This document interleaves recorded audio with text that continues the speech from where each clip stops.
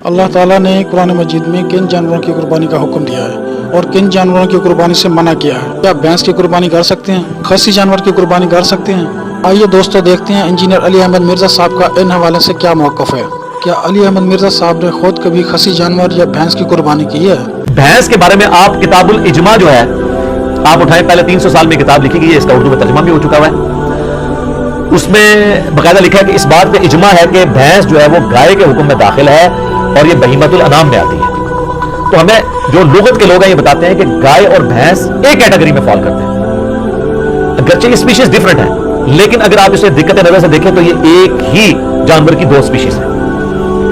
عرب کے اندر گائے پائی جاتی ہے، ہمارے یہاں پہ بھینس پائی جاتی ہے۔ اچھا بھینسیں صرف ہمارے علاقے، آپ مصر میں چلے جائیں وہاں پہ بھینسیں بولتے ہیں۔ بھینس جو ہے وہ گائے کے حکم میں داخل ہے اور بھینس کی قربانی کا مسئلہ تو پھر حل ہو گیا۔ ویسے تو اس میں حنفی تو قائل ہیں بھینسے کی قربانی کے، اہل حدیث میں دو گروہ ہیں، کچھ کہتے ہیں کر لیں، کچھ کہتے ہیں نہ کریں، اس لیے کہ یہ ان چار بہیمۃ الانعام میں نہیں آتے جس کا ذکر سورۃ الانعام میں آیا ہے، بکری، بھیڑ اور گائے اور اونٹ۔ چونکہ گائے کا ذکر ہے تو گائے کی اسپیشیز میں یہ چیز داخل ہے بھینس۔ جاموس اسے کہا جاتا ہے عربی میں، البقرہ اس کے لیے یہ جاموس ہے، تو جاموس اسی کیٹیگری میں فال کرتی ہے۔ لہذا میرا بھی یہ خیال ہے کہ بھینس کی قربانی بغیر کسی کراہت کے، یا بھینسے کی قربانی کہنا چاہیے، وہ گائے اور بیل کی قربانی کی کیٹیگری میں فال کرے گی اور اس میں کوئی حرج نہیں ہے۔ باقی جس کو کوئی زیادہ تقوی کا ہے وہ بچنا چاہتا ہے ضرور بچے، کسی اور کے اوپر فتوا نہ لگائے۔ قرآن کی کیٹیگری میں، گائے کی کیٹیگری میں بھینس خود بخود فال کرتی ہے، لہذا بھینس یا بھینسے کی قربانی گویا گائے کی قربانی میں تو بھینس بالکل حلال ہے جی، اور حلال بھی ہے، اس کی قربانی بھی گائے کی کیٹیگری میں فال کرتی ہے، بے فکر ہو کے کرے، کوئی مسئلہ نہیں۔ عموماً اہل سنت کے یہاں خصی جانور یعنی سیکشل ڈسیبل کی قربانی بڑے شوق سے کی جاتی ہے، جبکہ اہل تشیع ایسے جانور کی قربانی کو حرام سمجھتے ہیں، بلکہ اہل حدیث کا ایک فرقہ جماعت المسلمین بھی خصی جانور کی قربانی کو جائز نہیں سمجھتا۔ اس حوالے سے آپ کا کیا موقف ہے؟ دیکھیں، خصی جانور کے بارے میں یہ جو موقف ہے نا اہل تشیع کی طرف جو منسوخ کیا گیا کہ وہ اس کو حرام سمجھتے ہیں، تو یہ ایک بت ہے جو ان کی پبلک کے اندر۔ آپ محقق شیعہ علماء سے پوچھیں تو شیعہ علماء کے اندر ان کے پرانے بزرگوں میں بھی دو رائے پائی جاتی ہے۔ ایک مطلقاً خصی جانور کی قربانی کو حلال سمجھتے ہیں، دوسرے جو ہے اسے حرام کی کیٹیگری میں نہیں سمجھتے، وہ کہتے ہیں پریفریبل ہے کہ نہ کیا جائے۔ لیکن آپ کو پتہ ہے جب یہ معاملات آگے چلتے ہیں نا تو پھر زیادہ سختی آنا شروع ہو جاتی ہے دونوں طرف سے۔ حالانکہ آپ شیعہ علماء سے میں نے باقاعدہ اس کے اوپر پوری ڈبیٹ کی ہے، وہ کہتے ہیں کہ ہمارا یہ کیٹیگوریکل موقف نہیں ہے، ہمارے یہاں دو اقوال ہیں، اور جو دوسرے لوگ ہیں نا جو خصی کی جانور کی قربانی کو جائز نہیں سمجھتے، وہ حرام کی کیٹیگری میں نہیں سمجھتے ہیں، وہ فتوا نہیں لاتے کہ آپ کی ہوگی نہیں، وہ کہتے ہیں کہ بہتر ہے کہ یہ نہ ہو۔ جماعت المسلمین والے تو خیر بہت سخت ہیں، اہل حدیث کے یہ ٹوٹا ہوا ایک سب سیکٹ آپ کہہ لیں، اور وہ کہتے ہیں چونکہ یہ بھی ایک عیب ہے جو جانور کے اندر موجود ہے، وہ کہتے ہیں انسان میں اگر یہ عیب ہو خصی ہونا، سیکولرلی ڈسیبل، تو یہ عیب ہے تو جانور میں کیوں نہیں ہے؟ یہ وہ لاجک پیش کرتے ہیں۔ لیکن اس معاملے میں میرا موقف پہلے کافی سخت تھا، لیکن میں نے ان 5-7 سالوں میں کافی اس کے اوپر ایمفسائز کیا ہے، تو میں اس رزلٹ پہ پہنچا ہوں کہ اس میں آپ کو سختی نہیں کرنی چاہیے۔ اگرچہ جب میرا سخت بھی موقف تھا نا تو میں نے اس وقت بھی کہا تھا کہ اگر کوئی قربانی دیتا ہے ہم اس کو فتوا نہیں لگاتے ہیں، نہ اسے یہ کہتے ہیں کہ اس کی قربانی نہیں ہوگی۔ پہلے تو آپ اس کو سمجھ رہے ہیں کہ یہ خصی جانور کو عیب کے طور پر جن لوگوں نے دلیل کے طور پر پیش کیا، تو اس کی اصل دلیل تو ہے قرآن حکیم میں، سورہ نساء کی آیت نمبر 119، جس میں آتا ہے کہ شیطان نے کہا تھا کہ میں لوگوں کو ابھاروں گا کہ یہ جانوروں کے کان چیریں گے، بتوں کے نام کو چھوڑ دیں۔ اس میں آگے الفاظ ہے وَلَآمُرَنَّهُمْ فَلَيُغَيِّرُنَّ خَلْقَ اللَّهِ، میں انہیں ضرور ابھاروں گا کہ تیری بنائی ہوئی تخلیق کو یہ بدلیں گے۔ تخلیق بدلنے میں ہر وہ کام داخل ہے جو نیچر کو آپ ہٹ کے کوئی کام کرتے ہیں، چاہے وہ کان چیر دیں، چاہے وہ آپ سینگ توڑ دیں کسی کا۔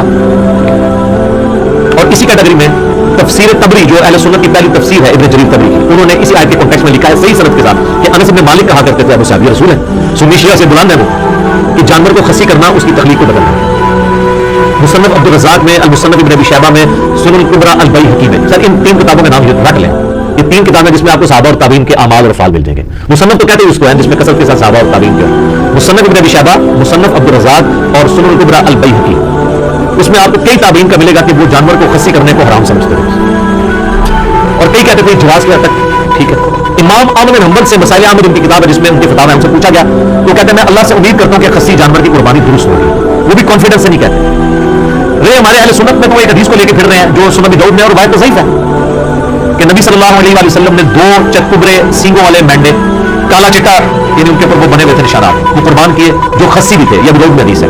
اس کا ایک حصہ تو صحیح مسلم میں ہے کہ آپ علیہ السلام نے 2 چتکبرے مینڈے سینگوں والے کو قربان کیے، اور آپ نے ان کو پہلو کے بل لٹا کے ان پہ پاؤں رکھ کے بسم اللہ واللہ اکبر تکبیر پڑھ کے ان کو ذبح کیا۔ اور مسلم شریف میں الفاظ ہیں، آپ نے ساتھ یہ بھی کہا اللہم تقبل من محمد و آل محمد و امت محمد، اللہ سے قبول کر لے محمد، آل محمد و امت محمد کی طرف سے صلی اللہ علیہ وآلہ وسلم اجمعین۔ تو اس حدیث کے یہ الفاظ تو بخاری مسلم میں، یہ حدیث ابو داؤد میں آتی ہے نا، اس میں خسی کے الفاظ بھی ہے کہ دو سینگوں والے چتکبرے اور خسی، لیکن وہ روایت ضعیف ہے، اس میں محمد بن اسحاق مدلس ہے اور ان سے روایت کر رہے ہیں اور سما کی تصحیح نہیں ہے، اس لیے یہ حدیث مشکات میں جب آئی ہے نا 1461 نمبر ہے مشکات میں 1461، اس کے فٹ نوٹ پہ شیخ زبیر صاحب نے لکھا ہے اس حدیث کے کانٹیکسٹ میں کہ یہ حدیث جو ہے وہ ضعیف ہے خسی والے الفاظ کے ساتھ، باقی سارے الفاظ ثابت ہیں۔ نبی علیہ السلام نے جو ایپ گنوائے ہیں نا کہ ان عیوب کی بنیاد پہ جانوروں کی قربانی نہیں ہوگی، وہ تو ابو داؤد میں، ترمذی میں، نسائی میں، ابن ماجہ میں کیا ہے؟ کان کٹا ہوا، سینگ ٹوٹا ہوا، لنگڑا، کانا، لاغر، بیمار۔ تو حضور اسلام نے کہیں پہ بھی خسی کا ذکر نہیں کیا۔ اگر یہ مسئلہ اتنا ہی ہوتا تو کسی حدیث میں تو آ جاتا نا کہ خسی بھی وہ عیب ہے کہ جس کی قربانی نہ کی جائے۔ تو ہمارا موقع دیا ہے کہ پریفریبل آپ نہ کریں۔ میں تو کئی سالوں سے خسی جانور کی قربانی نہیں کرتا۔ جانوروں کی کون سی اسپیشیز یعنی اقسام ہیں جن کی قربانی کی جا سکتی ہے اور ان جانوروں میں کتنے لوگ شریک ہو سکتے ہیں؟ 4 قسم کی اسپیشیز ہیں جس کے اوپر اتفاق ہے، جو سورۃ الانعام میں اللہ تعالیٰ نے 8 جانوروں کا ذکر کیا ہے، جوڑوں کی فارم میں ٹوٹل 4 جوڑے ہوتے ہیں۔ سورۃ الانعام کے اندر ہے بہیمۃ الانعام، بے زبان مویشی، اس میں کہا گیا کہ بھیڑ اور بکری اور گائے اور اونٹ، یہ 4۔ باقی وہ جو مینڈا ہے وہ بھیڑ والی کیٹیگری میں فارم ہے۔ یہ 4 جوڑے بن کے 8 ہو گئے، اور یہ 4 اسپیشیز ہیں جن کی قربانی ہے، بھیڑ، بکری، گائے اور اونٹ۔